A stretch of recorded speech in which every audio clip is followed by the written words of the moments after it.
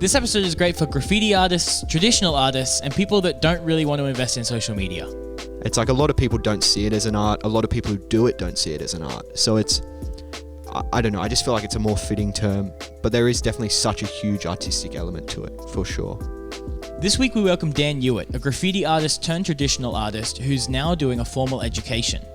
So I guess it just felt like the natural next step to try get where I want to be, which I guess in the end goal is to be a full-time practicing artist. In this week's episode, we talked about being a graffiti artist. Kind of because my parents, they're not really I'd say they're really kind of like in the middle when it comes to being strict or being like really free. Oh yeah, okay, we'll like kind of like support this, we'll get you some like paint, we'll take you down to the local like legal wall or whatever, and then I could like, because I was quite young actually. I was like, when I first kind of got into that, I was like 10. Oh wow, okay. Yeah. Transferring skills between art disciplines. I've really found a process that I'm happy with now, where it's not like I'm like trying to find my feet. I feel like I've found my feet in some way. And the difference between being influenced by an artist and copying their work. If you're looking at taking what someone has done and using it for your own gain without benefiting them at all, then I guess really your intentions are quite negative. You ready? Alright, sick, let's do it. Ladies and gentlemen, welcome to the Froe Show. My name is Frank Mencken and I'm joined, as always, by my beautiful co-host, Joe Murray. Hello, Frank. And we are joined by the incredible visual artist, Dan Hism? I mean... Dan is, that's your Instagram at least. Dan Hewitt. Dan Hewitt. Dan Hism or Hism or whatever, just an Instagram username. His dog. H Diddle. Dan the man. Dan the man. Was it just a random Instagram name or? Yeah, so anything that I tried to get with my actual name that wasn't filled with like dots and underscores was just like long gone. Right. So I feel like it's a filler one for now until I really sit on something, but yeah. Is that something you want to do, like pick an actual artist name at some point? Yeah, well, I just want to go with my name, just Dan Hewitt, but I don't know how I'll... Yeah. Did you try the Dan Hewitt? I haven't. I'll have another explore, I reckon. Do the Dan Hewitt or Dan Hewitt official? Yeah. Or Dan Hewitt artist? I'll get real tech with it. Yeah. Get real. That's what I did. Like mine's the Frank Mencken. Yours is Joe Murray. Mine has, one letter is different to how you actually spell my name. Yeah. That's it. Yeah. Yeah, because his is Murray and he's done Myrrray. Yeah. It looks cool, but it's not very practical. So. It's kind of hard to... I mean, honestly, it works. If it works, it works, right? Yeah. Anyway, do you want to give you a little bio? What do you do? I am an artist. An emerging artist, I guess, would be the term. I can't really... My work is like... I use a lot of different mediums. I guess the closest thing would be a painter, if you had to like narrow it down. But my work uses like paint, spray paint, oil pastels, like stuff like whiteout, I just combine a bunch of different mediums, and just kind of try to, I guess at the moment my work is like depictions of film photos I've taken, but it's always changing. Funky. Yeah. Wait, how long have you been doing the film photo stuff? Been shooting film for like 2 years, probably. And when did you start painting it at the same time, or? Yeah, I'd say I picked them both up like seriously at the same time. Yeah. For sure. What made you want to paint them then? Because you could have just as easily gone down like the photography route.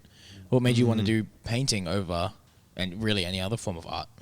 Well, I guess I was kind of just painting abstract stuff. Like I was painting like little symbols and things like that. And then I was doing the film photography at the same time.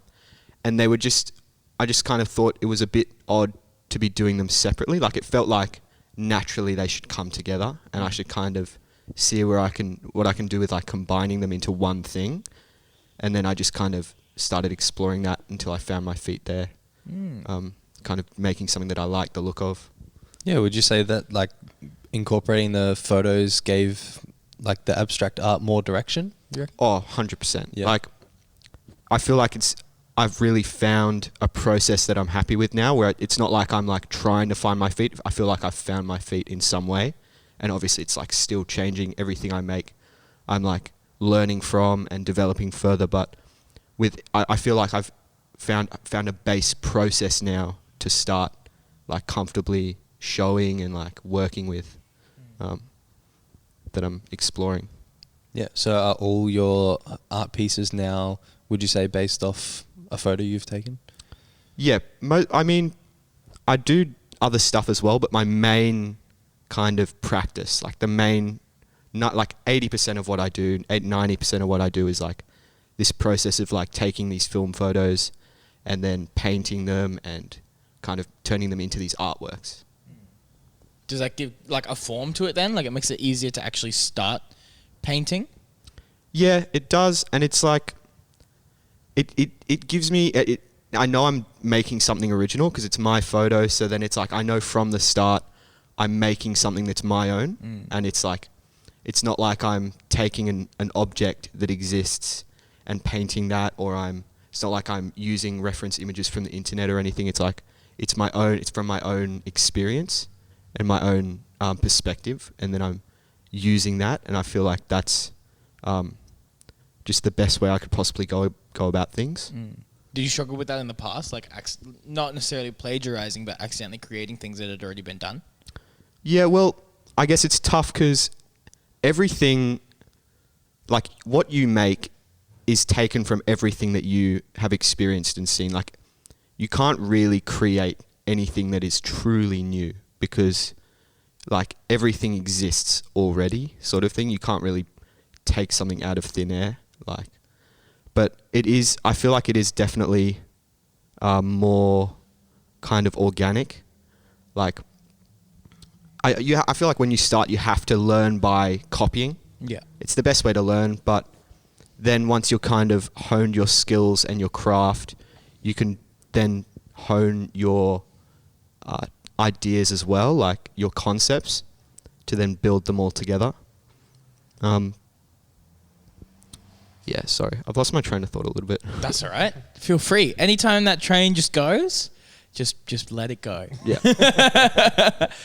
We've said it before to prior guests, but we can just like sidetrack if you want. Like we've talked about what? We talked about Jurassic World. We talked about, what did we talk about last week? There was one really weird tangent that we went on last week's episode that I can't remember. I don't remember. The one I always just keep going to is the Ant musical. That's just sort of stuck in my brain. We had an episode with Minette Cooper a couple of weeks ago, and we were talking about like her first musical. And her first musical was a musical rendition of The Prodigal Son, but everyone had been replaced by ants, and it was like set in an ant world.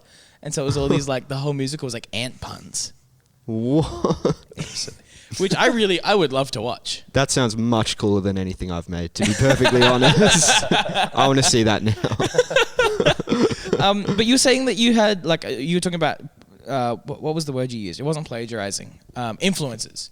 What are your major influences with your art? I suppose there's always artists that I'm paying attention to, and the world around me, I guess, mainly. Like, obviously, if I'm painting from my photos, a lot of what I paint is based on my own experiences and like my feelings around those experiences. And also, I guess, where I learnt a lot of my skills was kind of through graffiti. Oh, so okay. I guess that's a big influence for me because that's where I learnt kind of the elements of design and everything before any formal education, to bring into my art, like my mark making and everything. That I kind of developed it there before I pursued learning art. So how did you get into graffiti? Well, I'm from Sydney, so I guess it's a bit bigger there than maybe it is here in Brisbane. It's kind of, I guess I was just seeing it around, and I just I don't know. I guess naturally I was drawn to it. It wasn't really like anything that particularly sparked it. I just kind of saw it, and I wanted to know more, and I wanted to get involved, and I did somewhat. How do you get involved? Like, I imagine you can't just like rock up somewhere and be like, hey, I want to do graffiti. Like, is it like a process of like you meet people and then they kind of introduce you to other people and you go out together? Or is it just like you just buy some spray paint and you go to a wall? Yeah, it's meeting people for sure. But I guess, to be honest, because of the generation that I'm in, it was the internet. Right. Like I saw what this thing is, I heard what it's called, and then I looked it up, and that's where I was like opened up to this world of what it really is and that sort of thing. Right. So I guess just like YouTube videos and that sort of thing, like, oh wow, like this is how people paint this stuff. Like that's really cool. So then how did you actually get involved when you were in Sydney? I don't know. I mean, just started drawing, trying to replicate what I saw, trying to develop style and play with letters and like kind of craft these pieces that I was seeing, and try and do my own thing. And then just kind of, because my parents, they're not really I'd say they're really kind of like in the middle when it comes to being strict or being like really free. Yeah. So they're kind of like, oh yeah, okay, we'll like kind of like support this. We'll get you some like paint. We'll take you down to the local like legal wall or whatever. And then I could like, because I was quite young actually. I was like, when I first kind of got into that, I was like 10. Oh wow. Okay. Yeah. Yeah. So it was kind of facilitated by my parents being like, okay, it's cool that he's got this creative interest. Let's like help him explore this a little bit. And then it died down. And then like in my teens, I kind of rekindled that because some friends were getting into it and that sort of thing. And I was like, oh yeah, this thing exists, and kind of delved back into that world. Were your parents creative at all? Not really. They're both fairly good drawers, but they don't really have any creative background, or they don't work in a creative industry at all. Like very much like just, I guess like a standard sort of thing. Right. Was the graffiti stuff kind of like the first spark of your creativity, or were you doing stuff before then as well? I feel like that was definitely the first spark, and that my parents kind of tried to push that into an art side of it. Like they kind of tried to go, okay, you're into this creative thing, what about this creative thing? Like Right. instruments, like just traditional painting, art classes, that sort of thing. But I wasn't really keen on it. And then I feel like I had to get keen on that on my own. Like I had to discover that and get excited about that sort of thing on my own without them pushing me there. So it's more like when I moved to Brisbane and I was like away from my friends that paint graffiti and all that sort of thing, that I kind of went, okay, well, how can I take these skills and this passion and kind of put this in a way that is more suitable for where I am right now, and explore how I can like pursue it differently, that sort of thing. So you got into graffiti. You got into graffiti when you were 10, came back kind of like in your mid-teens. Yeah. What made you want to move to Brisbane then? If you already kind of had an established home base in Sydney doing graffiti. I just had to move with family. Oh, okay. Yeah, so I was kind of in Sydney, and then just with the housing prices and everything got a bit nuts. Like, so we just had to move up here, but it wasn't really that bad or anything. Like it was a pretty easy move, but I just felt like I needed to kind of, I just felt like approaching it differently when I moved up here. Yeah. If that makes sense. And is that what bled then into doing the film photography and then the transferring that into like your graffiti style into a traditional painting? Or Yeah. what was that step over like? It was like, I don't know. So I kind of, the way I first started was I kind of just was going, okay, how do I take my graffiti and put it on a canvas? But then I kind of, and I was trying to do that for a while, and it was okay. I was happy with it, but it wasn't really art in a way. It's like I was trying to take this thing that exists in this space and put it in this other space. So it was all right, but it just felt out of place.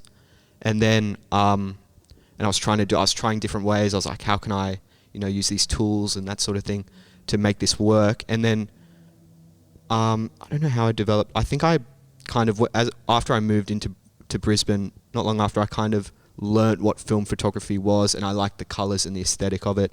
And so I bought a film camera and started playing around with that. And then I think that's when I sort of stepped away from the graffiti side of things, when it comes to kind of the imagery and everything, take the tools and skills I've learnt from that and apply them to this completely new idea of approaching artwork using these photos.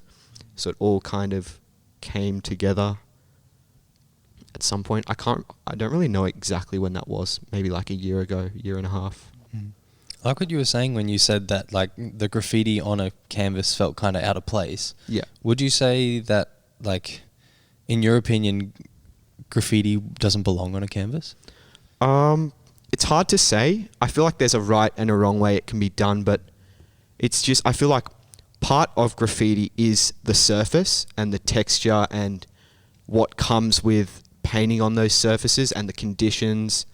Because obviously if you're painting graffiti and you're outdoors, it's affected by weather and things like that. The fact that you've got to be quick in most cases. So I think when you take it out of that space where it has all these added elements, it loses what it truly is. You know what I mean? If you can sit there and you can paint this graffiti on this canvas for hours and you can perfect it, it's beautiful. It's great. It's skilled, but it takes away from the elements that make it what it is in some way. Right. That's really interesting. I don't know if there's many art forms that that don't transfer in that way. So if you look at a lot of other, like you look at things like caricatures, where people are out in parks doing caricatures of people, that transfers really nicely to canvas work because it's the same styles of drawing. But it's really interesting that graffiti just doesn't at all. Yeah. That said, I definitely have seen people do graffiti on canvas and do it really interestingly. What would you say is the factor that makes graffiti on canvas interesting outside of the context of being on a wall?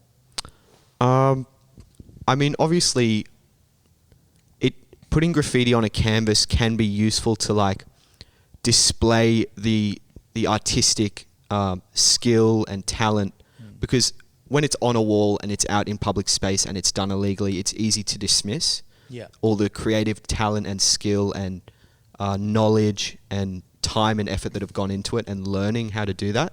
But I guess the valuable side of putting it on a canvas is that skill and that talent and or everything that is so beautiful about it can be kind of admired and understood more so than it would be in its natural setting, sort of thing. Right. So making it more of a traditional art form takes away in the sense that like it adds in the fact that you can sit and admire it, but it takes away from the fact that it's been made in ideal circumstances then. Yeah, it's like it takes away its nature and its kind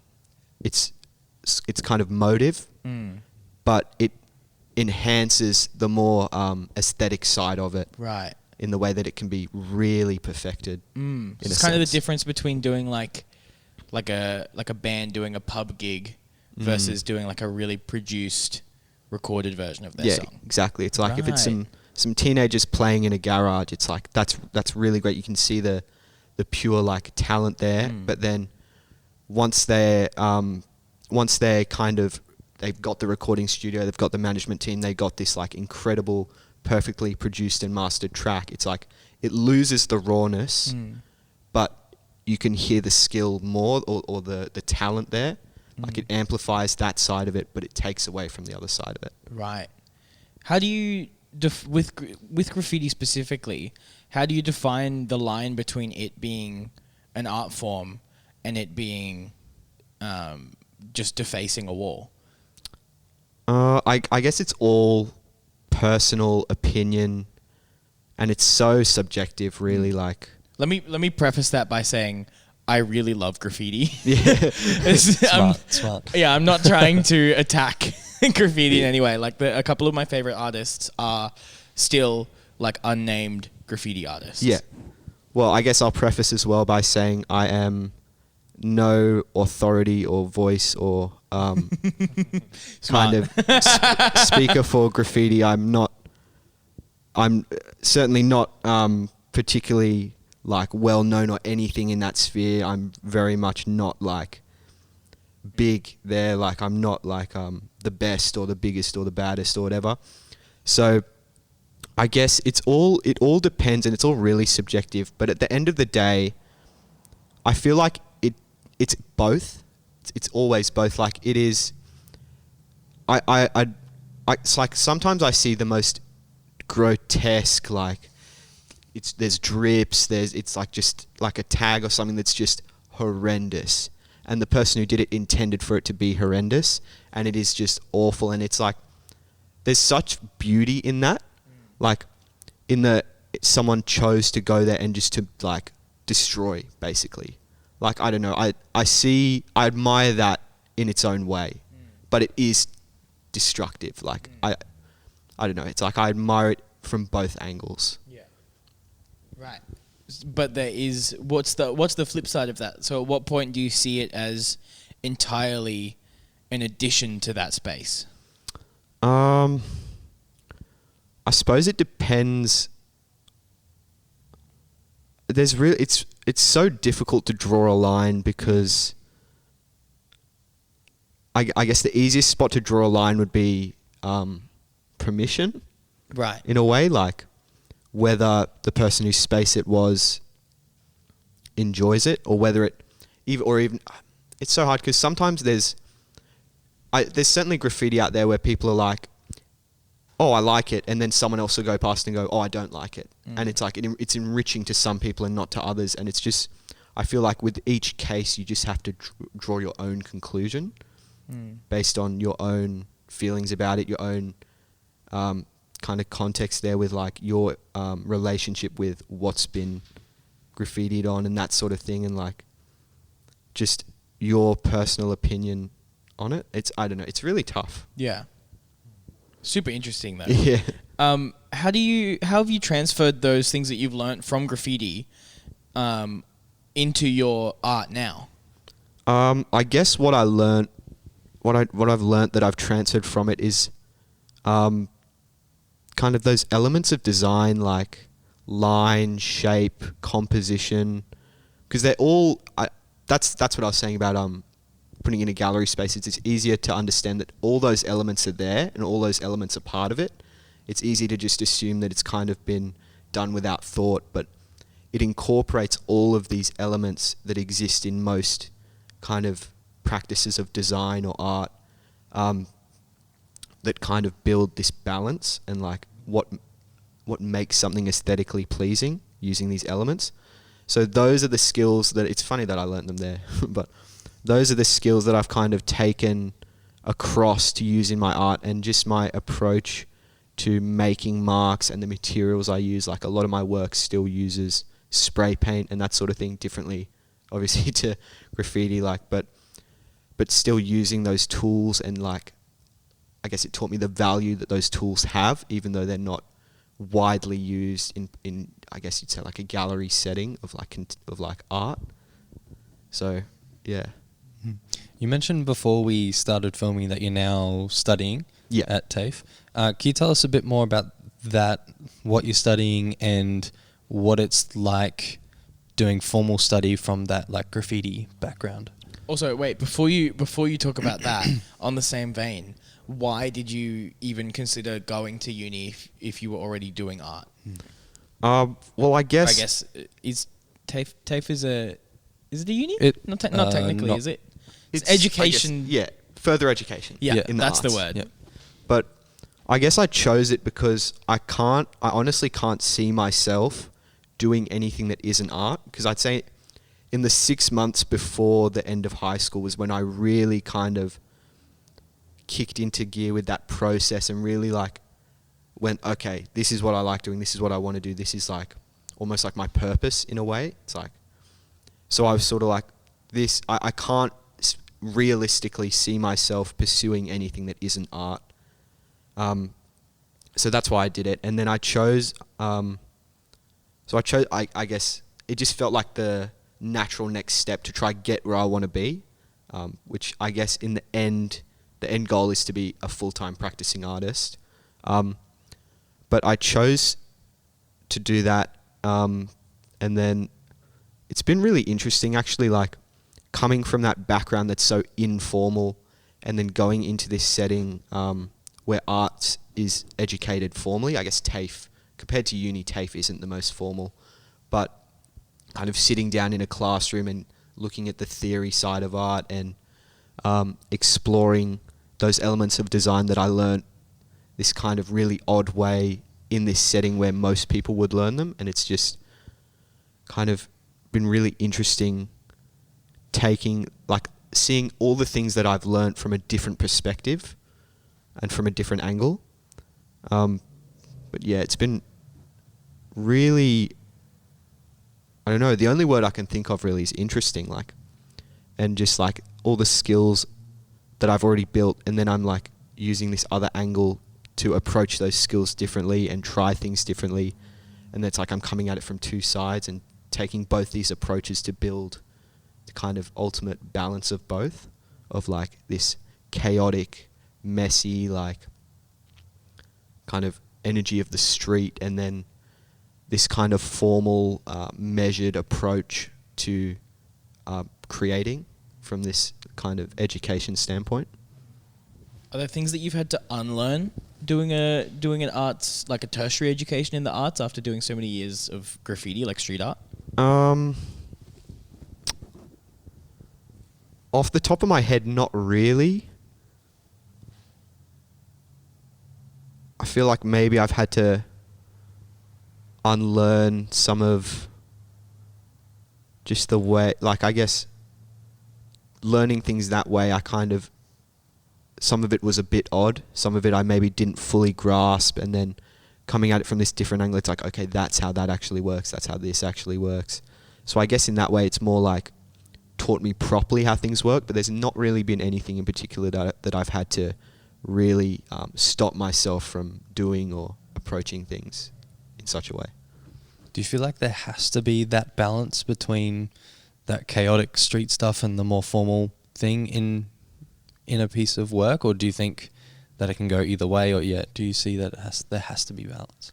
I think obviously it's like there'd be a spectrum where people have entirely that formal approach or entirely this kind of street approach. But for me personally, I feel like everything in life is about balance, and about having a balance, like walking this fine line where it's like perfect match of kind of chaos and like this unpredictable, organic, like making marks, making a mess, but then also applying these like steps and this measured approach to applying layers and things like that to really craft something that is visually appealing and kind of takes all those skills to paint the picture that most suits what I'm trying to display. How has your art process personally evolved after going into a tertiary education? It's been real interesting actually, because my practice painting, I treat it completely separately from TAFE. So I don't know if this is something that a lot of people do, but like when I'm at TAFE, I'm not even really thinking about how I'm painting my works or anything. It's almost like the stuff I do at TAFE, I treat it as exercises and experiments and explorations that I can then take bits of to incorporate into what I'm doing in my own practice. So it's like this separate thing that I'm kind of using to learn from, to then develop my thing over here. Because a lot of the tasks at TAFE, they're quite creatively free, but not 100% to the extent where I'd be able to make the works that I'm making, just because they're using all this different media and stuff, whereas tasks in TAFE are like, this thing we're painting, this thing we're sculpting, this thing, and I wouldn't be able to really make what I'm trying to make. So, right. Back to your how long were you doing graffiti? Like out and about. I don't really know. I guess on and off, like a few years, maybe 5 years. No, less than 5 years on and off. Maybe 5 years on and off tops. Yeah. Did you have your own tag? Yeah. Yeah. Yeah. What was it like? What was it like designing that and then putting that up for the first time?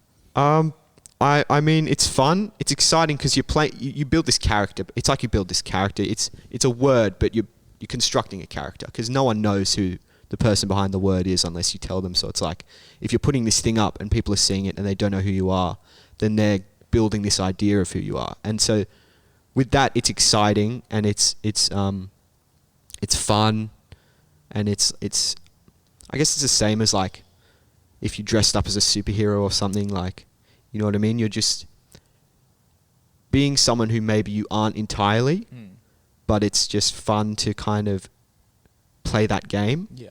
And when I first started like posting my art and stuff, I was doing it under what my tag was at the time, but I kind of realized I didn't want to like be publicly displayed as a character. Like my art is like my truest and most raw kind of expression of my feelings and my experiences, so it should be attached to my name instead of some sort of alias. So I changed that pretty quick. Yeah, right. Interesting. Is that what kind of brought you out of, would you say that was something that helped you come out of that graffiti stuff then and try and make your work more formal? Yeah, I feel like it was all at kind of the same time. Like I was kind of realizing this, like that I really do need to step away almost entirely from this, like purely take the skills from it and almost entirely step away into something completely new, because otherwise it's just not sustainable in the way that I want it to be. Right. You don't have to answer this if you don't want to, but obviously graffiti can be very interesting sometimes. Yeah. Did you have any close calls while you were putting stuff up? No. I'm honestly, I've not done heaps. Yeah, I'm not a big, like, I've not done the biggest this or the best that, or I've really not done a lot in the grand scheme of things. So really I haven't had any issues whatsoever. Right. Do you know of anyone that has had issues? Yeah. What was the worst one that you know of? Oh, I mean, you hear stories. Yeah. If you're in that world, you hear stories, but I don't know if there's anything that I'd be able to talk about. Like, you can make up a story on the spot that is allegedly based on a work of truth. I'll have to decline to comment at this point in time. Honestly, fair enough. Totally understandable. Unfortunately. It was worth a shot. I'll have to contact my legal team and get back to you. Call them now. We might have something at the end. No, fair enough. I follow some street artists in the US, in New York specifically, and some of the stuff that those guys do is and publish is just like insane. Like there's this one guy, his tag's Oops, and he's fascinating, and I've been following him for a really long time, and I found him through another artist, like a traditional artist that I also follow, who I've been following for probably like 6 years now. And I remember like they reshared some of this guy's stuff, and then over the years I've kind of been like, you're the same person. you're the same guy. And it's like, it's taken me like 3 years to piece it together. But I'm very proud of myself that I figured that out. But not the point. What I was going to say was before I started following him, I like had no idea about anything to do with street art. Like my max knowledge of street art was like, yeah, Banksy did some stuff. But this guy's just like totally opened my eyes up to that very casual street art. And what he does, which is fascinating, is he gets like fire extinguishers and he fills the fire extinguishers with paint and then just like blasts these giant walls in New York. And there's videos on his Instagram and he just walks up to the wall, just starts spraying, and he has a whole tag up in like 15 seconds and he's gone. It's so sick. Insane. Yeah. I love that stuff. And like that sort of ingenuity, I think, was what kind of made me realize, like, oh, okay, I kind of get the art form now of it, rather than just being like, ooh, disgusting graffiti. I feel like the best way to describe it is like a craft, because it's like a lot of people, there's an artistic side to it, but there's so much more. Like, there's the artistic side of it, but it's more like going out there and practicing a skill. It's like, it's really hard to explain, but I feel like it'd be more characterized as like a craft. It's like a lot of people don't see it as an art. A lot of people who do it don't see it as an art. So I don't know. I just feel like it's a more fitting term, but there is definitely such a huge artistic element to it, for sure. And moving back to your art. Yep. What are you working towards now? What like your next year of art? What do you want to accomplish? So at the moment, I'm just really trying to build my work and still I've kind of developed this process now that I'm following, but with each artwork I'm changing things slightly and just exploring what I can do with that process and where I can take it.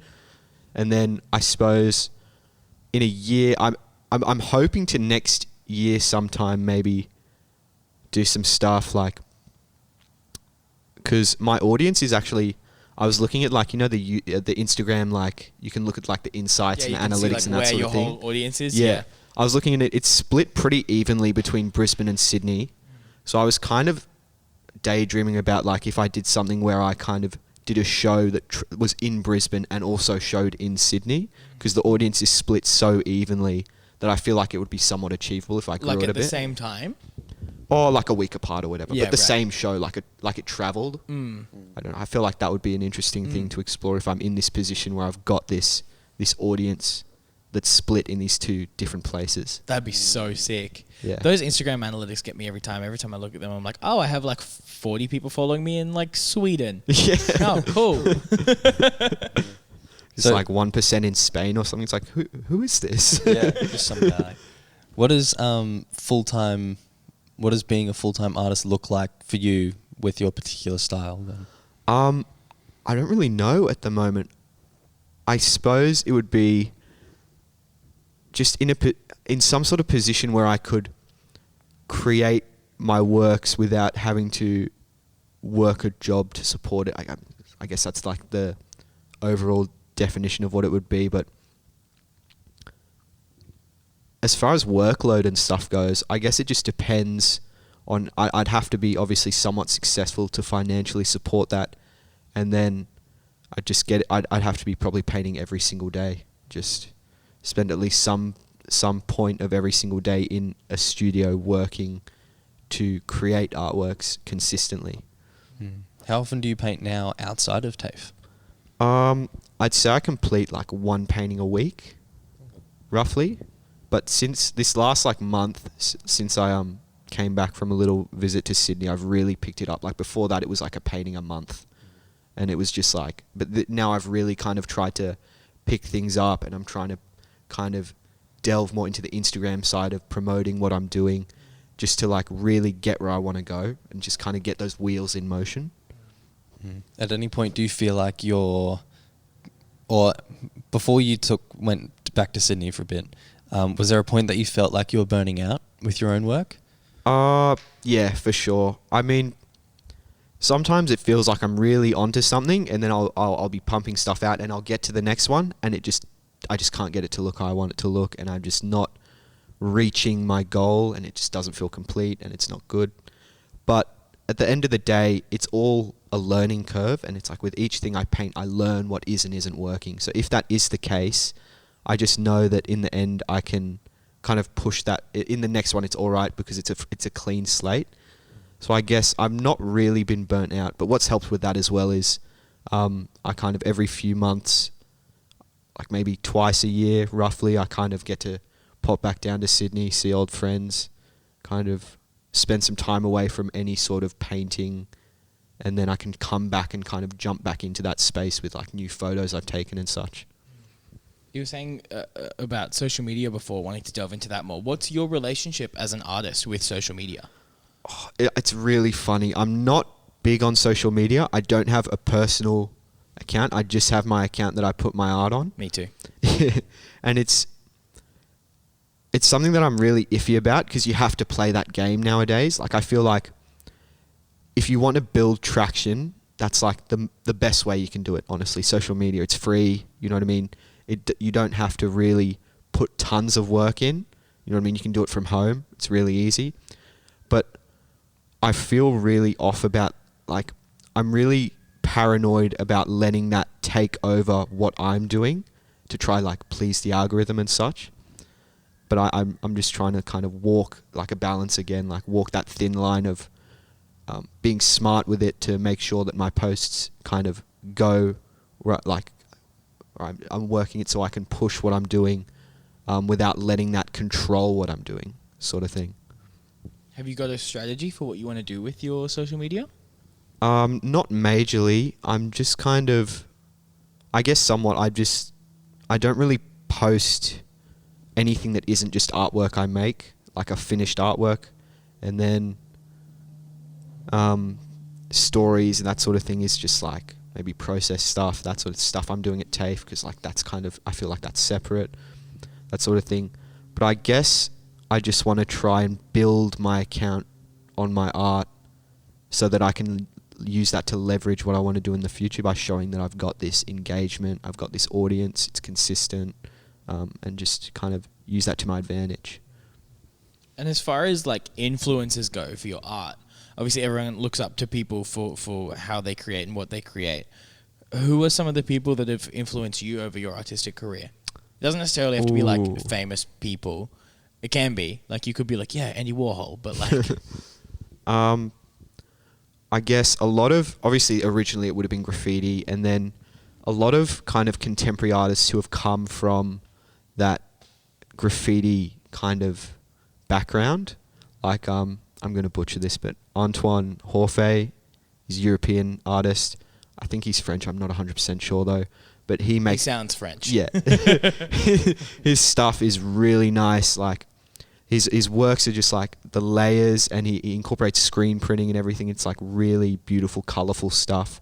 And then a lot of... I guess when I started branching out and like really trying to do my thing with my art was when I started going to art events in Brisbane, and like these small like kind of little like gallery shows and things like that were quite underground, and like just the little art community that's doing its thing here. So a lot of Brisbane artists really like, I guess Callum Francis, Jordash, just like Atomics, just all these Brisbane artists who kind of I discovered as I was discovering my own practice, because I felt like I was meeting them in person, so I kind of got to see who they were behind their work. And like, yeah, I could name more, but just all those people kind of doing their thing in Brisbane, and some Sydney artists as well. We've talked a bit about influences and then copying other work and other stuff to sort of build your craft. In your opinion, what is the line, and is there a line between being influenced by something and then copying it? I guess it's your intention, really. It's like, if you're looking at taking what someone has done and using it for your own gain without benefiting them at all, then I guess really your intentions are quite negative there. But kind of, if you kind of looking at a concept that someone has delved into, and then you're trying to do your own thing with that concept, or like an element of something, like, obviously it's really subjective, but I guess it's like whether you're trying to build off something or whether you're trying to take something and just use it to build yourself up without any benefit or gain to anyone else whose like idea you've taken or kind of worked with. Is that something you're quite aware of in your work then? Yeah, I'd say so. Because of all the artists that I look at, because a lot of them come from that same kind of graffiti background. There are a lot of similarities there. So I am a bit paranoid about it, because sometimes I see things pop up and I'm like, that looks exactly like this and such. And it's like, but as long as I know that my intentions are not at all, like if it's a kind of something subconscious that I've taken, at least I know then that my intentions are not to take what they've done and kind of use it without doing the legwork behind it. Like, it's just kind of a coincidence in that case.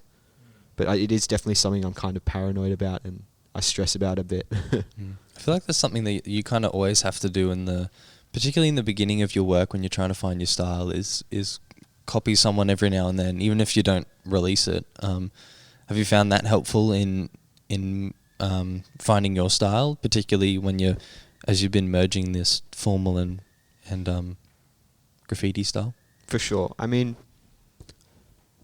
the best way to learn from the start is obviously to copy, you know what I mean? The first time you draw something, you don't go, oh, okay, what is that? Like, you get a photo of it, or you draw from a pic, like you look at it and draw it. It's like, you start from copying before you build that ability to kind of explore without looking, in a way. So I think it's really beneficial to begin with, to build those things, as long as you're not kind of using that for your own gain, if that makes sense. It's like you're not copying someone's work and then going, hey, here it is, $500, like buy my painting sort of thing. It's like in those developmental stages, I think it is very important to kind of take from what's around you and see what you can do with it before you really build your own style. Yeah, it is, and it is really hard at the start, I think, to differentiate between copying and building off of. I know I've struggled with that a lot, like making films. I'll make something and be like, oh, this is just a carbon copy of, you know, someone that I've seen before. And it happens all the time in the industry as well. I stumbled across something today that was like copied film posters, and it was like it put the two posters together. And, you know, you'd never think of it. And obviously some of them were subconscious because it'd be like a film poster from like 1984 and then a film poster from 2021, but they're the exact same. And it's fascinating to see because obviously, like, I would say 50% of them didn't intend to do that and 50% did. But then it's like when you look at them side by side, it's like, oh, no, that's clearly like at the very least heavily inspired by the prior work. So I think it's really hard as artists to differentiate between the two sometimes. But if you're conscious about it, like you said, you know, you're going to be in a much safer place than if you were to just like go willy-nilly about it, I think. I feel like I see that a lot in like clothing. Yeah. Like clothing brands. I follow a few like little Australian like clothing brands. And I feel like every couple months one of them's posting something about like some other little brand that's ripped off this one and it's like exactly the same. It's like, I don't know. It's like almost a trend.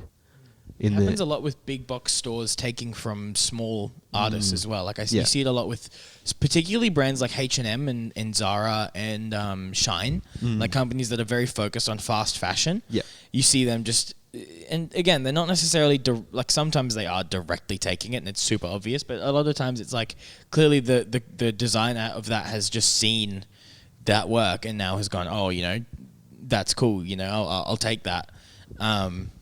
But yeah, no, like you said, really interesting and really hard to differentiate sometimes between what's intended to be stolen and what's accidentally, in massive air quotes, inspired by. Yeah, it's like their intentions there, right? It's like if they're seeing that thing and going, okay, let's take what this person's done and let's just, you know, change it a little bit and then boom, profits. Yep. It's like those aren't the right intentions, you know what I mean? Yeah. We do slowly have to start bringing it to a close, actually. Yeah. Do you want to hit him with the thingy? Yeah, sure. Oh, what's this? It's not that exciting. Is there anything in the show up to this point that you wish we'd spoken about? Is there anything we haven't spoken about that you wish we had? Any questions you're expecting us to ask that we haven't? Any questions you'd like to ask that you haven't been able to? Anything? I'm pretty satisfied. I just feel like, I don't know, what's something I could ask you guys? My favorite color's green. Same. Oh, wow. It's a great favorite color. Damn, that's tough, dude. Sorry, mine's blue. Green, so. No, that's okay. This will be the last question then.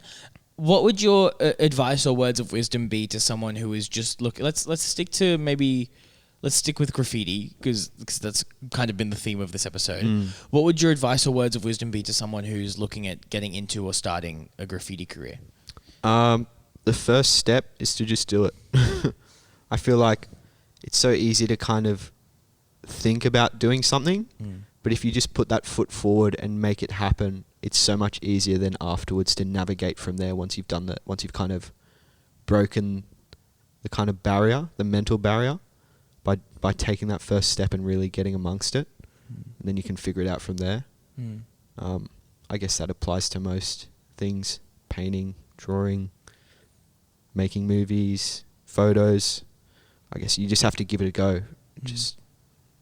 Yeah. Nice. All right. Well, where can people find you? Just Instagram, really. I don't have a website or anything yet, but it's just for now until I figure out a better username. Dan.hism. So Dan.hism. Yeah. And it'll all be linked, of course. Yeah. Awesome. Well, thank you so much. We have a little tradition on the show where we have an outro song. So what'll happen is I'm going to do the outro. I'm going to say bye. Joe's going to say bye. And then you're going to say bye. And then you get to press this button here, this little pink one. Cool. All right? Yeah. You ready? Yeah. Okay. Awesome. Thank you so much for listening to or watching this episode of The Froe Show. We hope you had a great time. Thank you so much, Dan, for joining us. Go check out Dan on his social media. Thank you so much, and we'll see you next week. Also, rate us on Spotify. Bye. Bye. Bye. Nailed it. Yeah, I can see this playing. Well done, dude. Cheers. Crushed it. You have That fun? was fun. Yeah, that was Good. sick. Awesome. Hell yeah. How good.